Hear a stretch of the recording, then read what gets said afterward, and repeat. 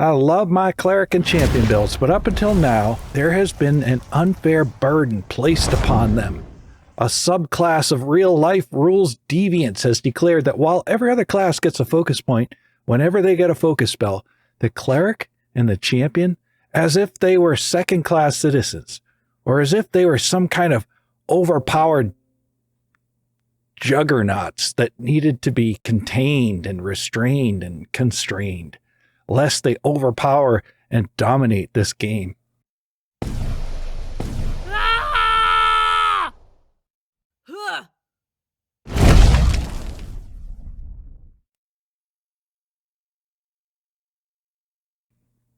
Which is, of course, ridiculous.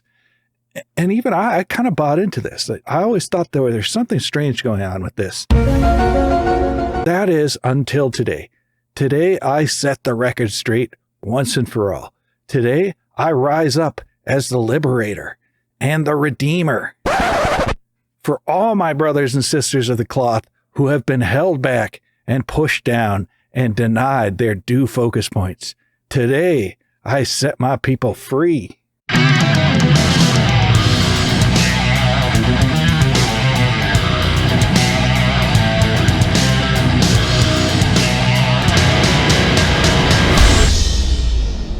Woo. That was legitness. Yeah, it was. Huh? Ah, yes. How beautiful the voice that brings good news. Okay, let's define the problem. The problem is this. Some feats give you a focus spell, but they don't give you a focus point. And that's it. That's what we're dealing with here. That's the problem, as clear as I can define it. And the problem for me is a bunch of these land on the cleric and the champion. Look at the champion feat Deity Domain. It gives you a focus spell, but since you are a champion and you already have a focus pool, and since the feat doesn't state that it adds a focus point like other feats do, the conclusion is that this feat does not give you another focus point, it just gives you that focus spell, and you have to make do with one focus point and two focus spells. No! And also, the cleric feat Domain Initiate. See, it gives you a focus point the first time you take it because you didn't have a focus pool before, but if you take it again, down here where it says what you get when you take the feat again, it doesn't list gaining a focus point.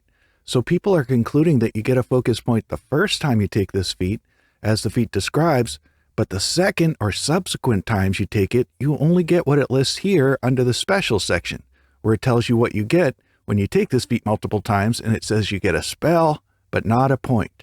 And on and on. You add syncretism in there, expanded domain initiate in there, even the level 8 advanced domain feat could be interpreted that the second time you take it, you don't get a focus point. All of these are situations where you're gaining a focus spell, but not gaining another focus point. So then that is the problem with some examples. But here is the solution. Here's the deal. I'm going to show you that all of these feats, they do indeed give you a focus point. All of them. And I'm going to show you that not only is that how the rules are intended, it's also how the rules are written, clear as day. And I'm going to show you this beyond any reasonable doubt using 3 principles. Principle 1. This is taken from the core rulebook, page 445. It says, regarding rules, more specific rules can override a general rule. What this means is, first, that there are general rules in this game, and second, that those general rules can be overridden if you write a more specific rule. The example they give in the book is the concealed condition. The concealed condition is usually a flat check, and the general rule with flat checks is that they aren't modified by penalties or bonuses. That's the general rule, but a more specific rule could modify the rule, such as the Starlit Eyes feat that changes the DC. But I guess that's going to change the DC, not changing bonuses or penalties. But the book says that a more specific rule could add a penalty or a bonus to the flat check. I guess that's good enough for me. You get the point of principle 1. A more specific rule can override a general rule. Here's a better example maybe. The fatigue condition listed in the back in the conditions appendix. See there? That's the general rule for fatigue. It gives a status penalty to AC and saves, and it clears up after a full night's rest. Now, anytime you get the fatigue condition, like if you sustain a spell too many times, they don't have to rewrite all that the fatigue condition gives you because what it does is a general rule. But if you look at the spell Day's Wait, it says it gives you the fatigue condition, but the duration is different. See, they're making a more specific rule that changes the general rule. Now, I'm adding a subsection to this, which I'm going to call Principle 1A, and it's a little further down there. It says, if a rule doesn't specify otherwise, default to the general rules presented in this chapter. What this means is not listing a rule, that is, when nothing is written there, that doesn't count as a more specific rule. When nothing is written there, it means nothing. It means the general rule is still in place. If you want to override a general rule with the more specific rule, you actually have to write a more specific rule. The next sentence clarifies this when it says some special rules may state the normal rules for context, right?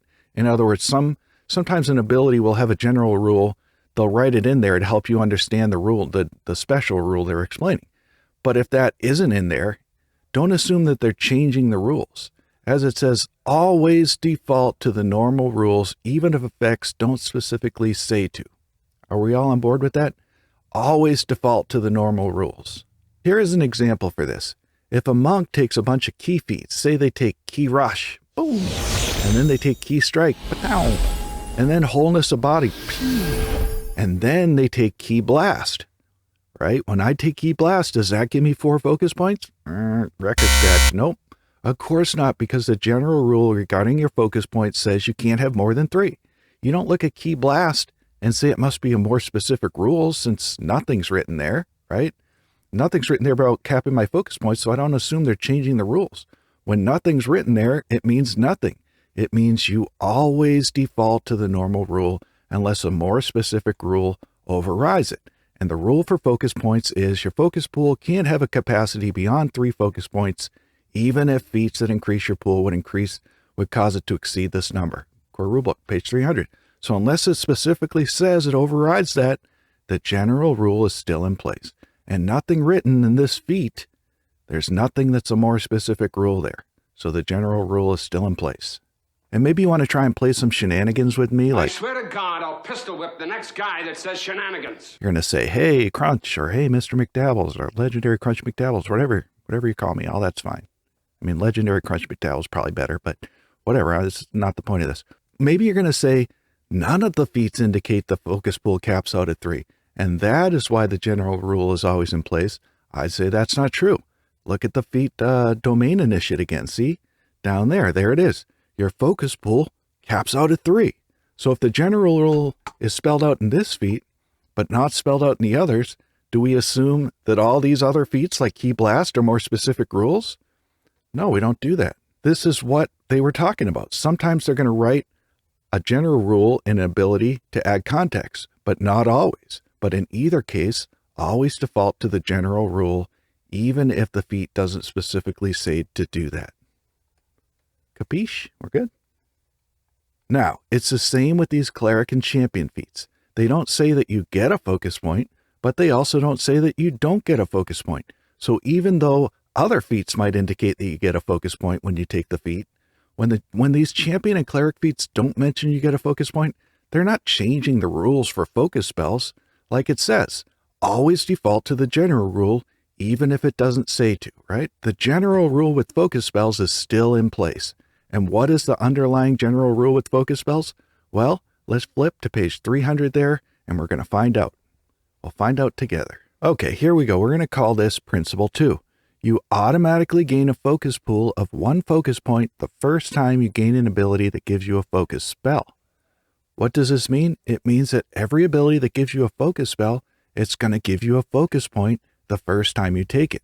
That's kind of hardwired into them, right? It's all of them. It's like that. It's in their DNA, right?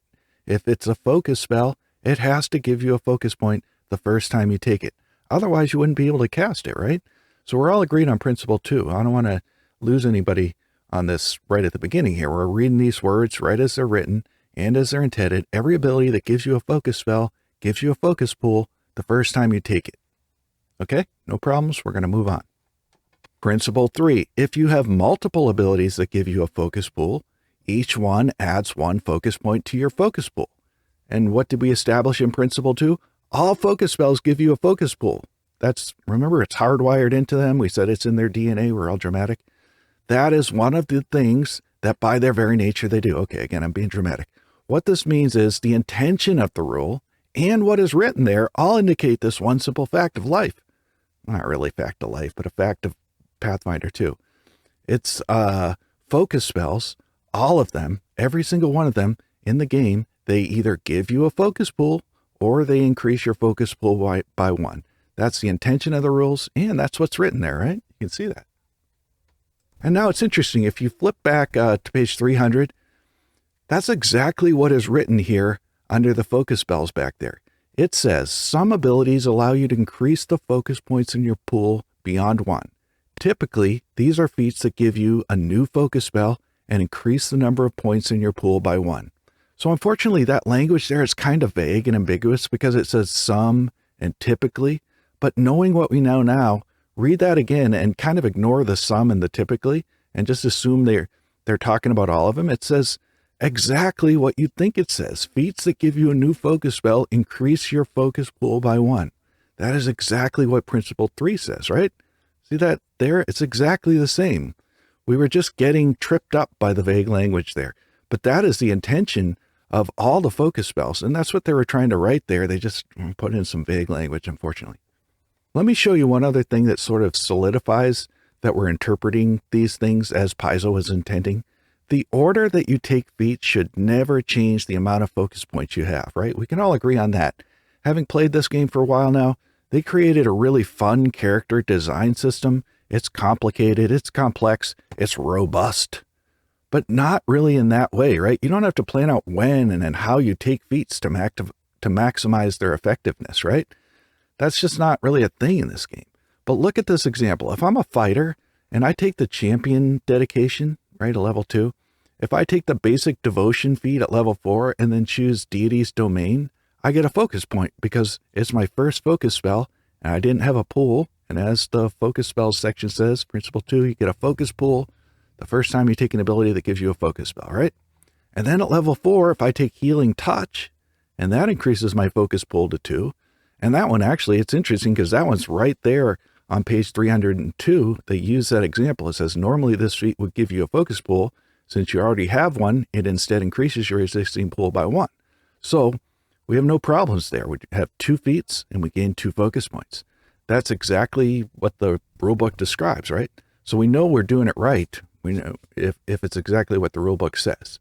But if I did it the other way around, if I took healing touch at level 4 and then deity domain at level 6, now when I take deity domain, since I already have a focus pool, you're going to tell me that now this feat doesn't give me a focus point? And now I only have 1 focus point, even though I have the same exact 2 feats?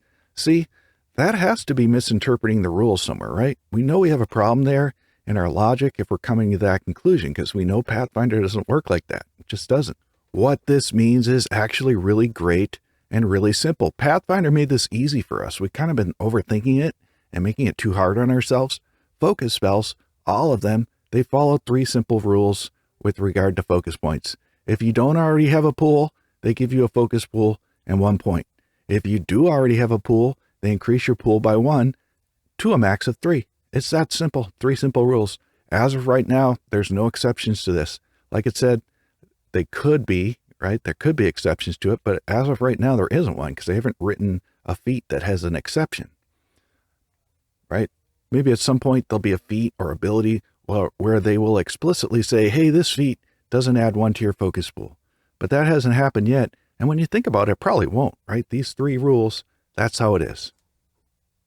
So now every time you see a feat or ability that gives you a focus spell, and maybe the wording is a little different, or it doesn't say it gives you a focus pool, just remember these 3 simple rules. Focus spells give you a focus pool, or they add 1 to your focus pool to a max of 3. It's that simple. If it's a focus spell, it gives you a focus point. And that's how it is. That's how the game's meant to be played, right? And that is it. And that is it. I've been your host, Chris McDowell. This has been the Chris McDowell Show. Survive Galarian by making sure that you have all your focus points. I like it. I like it. That's what you should do.